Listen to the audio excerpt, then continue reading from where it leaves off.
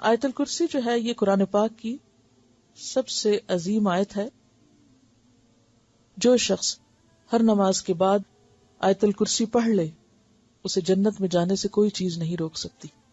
لہذا کلام کیے بغیر آیت الکرسی سلام پھیرتے ہی پڑھنی چاہیے فرض نماز کے بعد. حضرت ابو ہریرہ سے روایت ہے نبی صلی اللہ علیہ وسلم نے فرمایا ہر چیز کا کوہان اور بلندی ہے، ہر چیز کا کوہان اور بلندی ہے، اور قرآن حکیم کی بلندی سورۃ البقرہ ہے، اور اس میں آیت الکرسی تمام آیتوں کی سردار ہے. اس آیت کا پڑھنا انسان کو رات بھر شیطان کی شر سے محفوظ رکھتا ہے، کیونکہ شیطان نے ابو ہریرہ رضی اللہ تعالی عنہ کو خود یہ بات بتائی جس کی تصدیق نبی صلی اللہ علیہ وسلم نے کی، کہ اس نے کہا کہ جب تم سونے کے لیے بستر پر جاؤ تو آیت الکرسی پڑھ لو، صبح تک اللہ کی طرف سے تم پر ایک نگہبان فرشتہ مقرر رہے گا، اور صبح تک تمہارے پاس شیطان پھٹکنے نہ پائے گا. اور نبی صلی اللہ علیہ وسلم نے فرمایا کہ اگرچہ وہ جھوٹا ہے مگر اس نے سچ کہا، یعنی بات سچی ہے لیکن وہ جھوٹا ہے، وہ شیطان تھا. ابی ابن کعب سے مروی ہے کہ نبی صلی اللہ علیہ وسلم نے ایک مرتبہ ان سے پوچھا کہ اللہ کی کتاب میں سب سے عظیم آیت کون سی ہے؟ تو انہوں نے کہا اللہ اور اس کے رسول ہی بہتر جانتے ہیں. نبی صلی اللہ علیہ وسلم نے یہ سوال کئی بار دہرایا تو ابی ابن کعب نے کہا آیت الکرسی. نبی صلی اللہ علیہ وسلم نے یہ سن کر فرمایا ابو المنذر تمہیں علم مبارک ہو، اس ذات کی قسم جس کے قبضے میں میری جان ہے، جس کے ہاتھ میں میری جان ہے، عرش کے پائے کے پاس یہ اللہ کی پاکیزگی بیان کرتی ہوگی. آیت الکرسی عرش کے پائے کے پاس اللہ کی پاکیزگی بیان کرتی ہوگی، اور اس کی ایک زبان اور 2 ہونٹ ہوں گے. یعنی اللہ سبحانہ وتعالی جس چیز کو چاہے جیسی صورت عطا فرما دے. اللہ لا الہ الا هو الحی القیوم لا تأخذه سنة ولا نوم له ما في السماوات وما في الأرض من ذا الذي يشفع عنده إلا بإذنه يعلم ما بين أيديهم وما خلفهم ولا يحيطون بشيء من علمه إلا بما شاء وسع كرسيه السماوات والأرض ولا يؤوده حفظهما وهو العلي العظيم. اللہ وہ زندہ جاوید ہستی جو تمام کائنات کو سنبھالے ہوئے ہے، اس کے سوا کوئی الہ نہیں. وہ زندہ ہے، قائم رکھنے والا ہے. لا تأخذہ سنۃ ولا نوم، نہ وہ سوتا ہے نہ اسے اونگ لگتی ہے. زمین اور آسمان میں جو کچھ ہے اسی کا ہے. کون ہے جو اس کی جناب میں اس کی اجازت کے بغیر سفارش کر سکے؟ جو کچھ بندوں کے سامنے ہے اسے بھی وہ جانتا ہے، اور جو کچھ ان سے اوجھل ہے اس سے بھی وہ واقف ہے. اور اس کی معلومات میں سے کوئی چیز ان کی گرفت ادراک میں نہیں آ سکتی الا یہ کہ کسی چیز کا علم وہ خود ہی ان کو دینا چاہے. اس کی کرسی آسمان و زمین پر چھائی ہوئی ہے. یہاں بعض لوگوں نے کرسی کا ترجمہ حکومت کیا ہے جو کہ غلط ترجمہ ہے. کرسی ابن عباس کی روایت کے مطابق اللہ سبحانہ وتعالی کے قدم رکھنے کی جگہ ہے، فٹ سٹول ہے. وسع کرسیہ السماوات والارض، اس کی کرسی آسمان و زمین پر چھائی ہوئی ہے، اور 7 آسمان اور زمینیں کرسی کے مقابلے میں بس یہ اتنے ہیں جیسے ایک وسیع میدان میں ایک چھوٹا سا رنگ ہو، ایک چھلا ہو. یعنی سارے آسمان اور زمینیں جن کی وسعتوں کا ہم اندازہ نہیں لگا سکتے، وہ اللہ سبحانہ تعالیٰ کی کرسی کے مقابلے میں کتنے ہیں؟ جیسے ایک بڑے میدان میں، بہت بڑے صحرا میں ایک چھوٹا سا رنگ پڑا ہوا ہو جو دور سے نظر بھی نہ آئے. تو اس سے اندازہ ہوتا ہے اللہ سبحانہ وتعالیٰ کی عظمت کا. ولا یؤودہ حفظہما، اور ان کی نگہبانی اس کو تھکاتی نہیں. وہو العلی العظیم، اور وہ بلند ہے، بہت بڑا ہے. اس آیت کے اندر اللہ سبحانہ وتعالیٰ کے 5 نام اور 26 صفات کا ذکر کیا گیا ہے. تو اس آیت کے اندر سب سے پہلا نام ہے اللہ. اللہ کا یہ نام بہت بابرکت ہے، بہت پاورفل ہے. قرآن مجید میں آتا ہے تبارک اسم ربک ذو الجلال والاکرام، بہت بابرکت ہے تیرے رب کا نام جو جلال اور اکرام والا ہے. حقیقت یہ ہے کہ انسان کو ہر موقع پر اللہ کو یاد کرنا چاہیے اور اس نام کے ساتھ پکارنا چاہیے. رسول اللہ صلی اللہ علیہ وسلم نے فرمایا جب تم رات کو کتے کے بھونکنے یا گدھے کے ہینگنے کی آواز سنو تو اللہ کی پناہ طلب کیا کرو، کیونکہ جو کچھ وہ دیکھتے ہیں تم نہیں دیکھتے، اور جب پاؤں سکون کر جائے تو باہر کم نکلا کرو، کیونکہ اللہ تعالیٰ رات کے وقت اپنی مخلوقات کو جیسے چاہتا ہے منتشر کرتا ہے.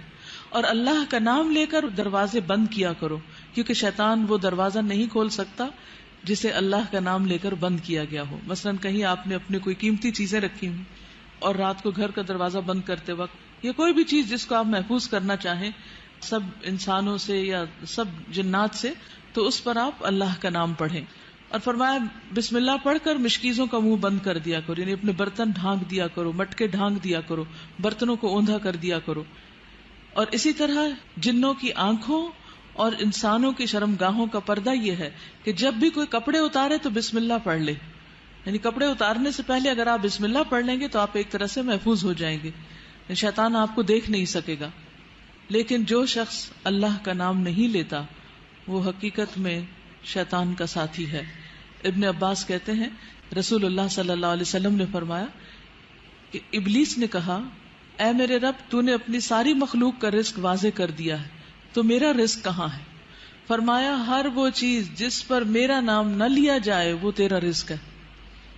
تو کچھ بھی اگر ہم کھاتے ہیں جس پر ہم اللہ کا نام نہیں لیتے، اس وقت اللہ کو یاد نہیں کرتے، تو وہ ایک طرح سے ہمیں نہیں ابلیس کو فائدہ دیتا ہے. پھر اس کے بعد لا الہ الا ہو، الہ کا ذکر کیا گیا، اور لا الہ الا ہو جو ہے لا الہ الا اللہ افضل ترین ذکر ہے. یعنی آسمان و زمین اور ان کے درمیان کی ساری چیزوں کو ترازو کے ایک پلڑے میں رکھ دیا جائے. آپ کی یہ بلڈنگز، پورا شہر، پورے پہاڑ، جو یہ مرگلا کی پہاڑیاں، یہ ساری، اور دنیا میں جتنے پہاڑی سلسلے ہیں اور جتنے سمندر ہیں اور جو کچھ ہے، اور پھر آسمان پر جو ستارے ہیں، سیارے ہیں، وہ سب کچھ، ان سب کو اٹھا کر اسکیل کے ایک پلڑے میں رکھ دیا جائے، یعنی ترازو کے، اور دوسرے میں لا الہ الا اللہ رکھ دیا جائے، تو کیا ہوگا؟ لا الہ الا اللہ کا پلڑا جھک جائے گا. تو اس سے آپ اندازہ لگا سکتے ہیں کہ لا الہ الا اللہ پڑھنا کتنا وزن رکھتا ہے. لا الہ الا اللہ پڑھنے سے ہی تو ایک انسان جہنم سے بچ سکتا ہے اور جنت میں جانے کا مستحق ہو سکتا ہے. ایک شخص جس کے پاس بہت بڑے بڑے کام ہیں، دنیا میں بہت کچھ اس نے کیا، لوگوں کو فائدہ پہنچایا، دوسروں کے لیے خیر اور بھلائی کے کام کیے، لیکن اس کے ساتھ ساتھ اس نے کیا کیا؟ شرک کیا، تو اس کے وہ سارے عمل برباد. اس کے برعکس ایک شخص نے لا الہ الا اللہ پڑھا لیکن اس کو کوئی بڑے کام کرنے کا موقع نہیں ملا، تو اس کلمے کی برکت سے وہ قیامت کے دن جہنم کی آگ سے محفوظ ہو جائے گا. اور اگر کسی وجہ سے وہ چلا بھی گیا دوزخ میں تو اسی کلمے کی برکت سے وہ اس سے باہر بھی آ جائے گا.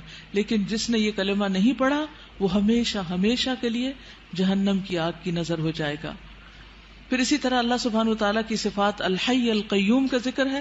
یہ بھی بہت زبردست صفات ہیں، اور ان میں اللہ سبحانہ وتعالیٰ کا اسم اعظم ہے جس کو پڑھنے سے دعائیں قبول ہوتی ہیں. اسی لیے ہم دیکھتے ہیں کہ بدر کے موقع پر جب حالات بہت تنگ تھے تو نبی صلی اللہ علیہ وسلم نے کن اسماء کو پکار کر دعا کی تھی؟ یا حی یا قیوم برحمتک استغیث. حضرت انس کہتے ہیں میں نبی صلی اللہ علیہ وسلم کے ساتھ تھا کہ ایک آدمی نے دعا کی اور کہا یا بدیع السماوات یا حی یا قیوم انی اسألک، اے آسمان کو عدم سے وجود میں لانے والے، اے زندہ، اے قائم رہنے والے، میں تجھ سے سوال کرتا ہوں، یعنی میں تجھ سے مانگتا ہوں اپنی ضرورت کی چیز. تو آپ نے فرمایا کیا تمہیں معلوم ہے کہ اس نے کس چیز کے ساتھ دعا کی؟ قسم اس کی جس کے ہاتھ میں میری جان ہے، اس نے اللہ کو اس نام کے ساتھ پکارا ہے کہ جب اس نام کے ساتھ اللہ کو پکارا جاتا ہے تو وہ دعا قبول کرتا ہے. تو آپ چاہتے ہیں کہ آپ کی دعائیں قبول ہوں تو یہ تینوں نام اپنے ریمائنڈرز میں لکھ لیجئے. جب بھی آپ چاہیں کہ آپ کی دعا قبول ہو تو پہلے اللہ تعالیٰ کو ان ناموں سے پکاریں اور پھر دعا مانگیں. قیامت کے دن جب لوگ جنت میں چلے جائیں گے تو جمعے کے دن اللہ تعالیٰ اعلیٰ علیین سے اپنی کرسی پر نزول فرمائیں گے. پھر اللہ تعالیٰ کرسی کو نور کے ممبروں سے گھیر دیں گے، یعنی کرسی کے ارد گرد کیا ہوں گے؟ نور کے ممبر.